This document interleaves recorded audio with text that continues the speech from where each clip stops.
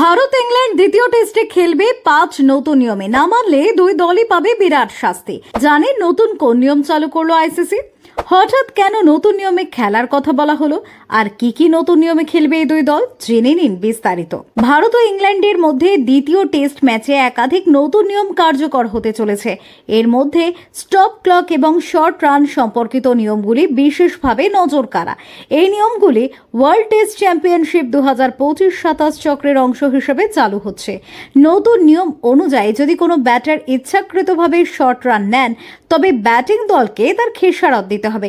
এমন পরিস্থিতিতে ফিল্ডিং দল সিদ্ধান্ত নিতে পারবে যে দুই ব্যাটারের মধ্যে কে স্ট্রাইক বজায় রাখবে।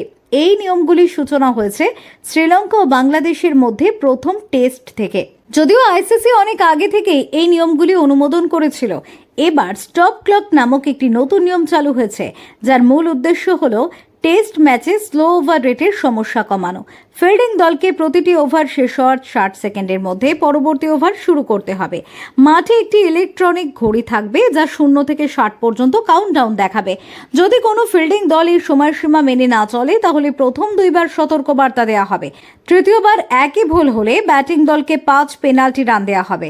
এই নিয়ম প্রতিটি 80 ওভার পর পুনরায় রিসেট হয়ে যাবে। অর্থাৎ যদি প্রথম 80 ওভারে কোনো দল দুবার সতর্কতা পায় তবে 81তম ওভারে আবারও নতুন করে গণনা শুরু হবে এবং সেটি প্রথমবারের ভুল হিসাবে ধরা হবে। এছাড়া লালা ব্যবহারে নতুন নির্দেশিকা জারি করা হয়েছে।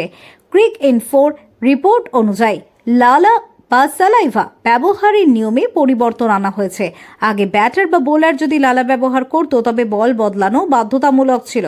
এখন বল বদলানোর সিদ্ধান্ত থাকবে আম্পায়ারের হাতে। যদি তিনি মনে করেন বল পরিবর্তনের প্রয়োজন নেই তাহলে সেটা অপরিবর্তিতই থাকবে।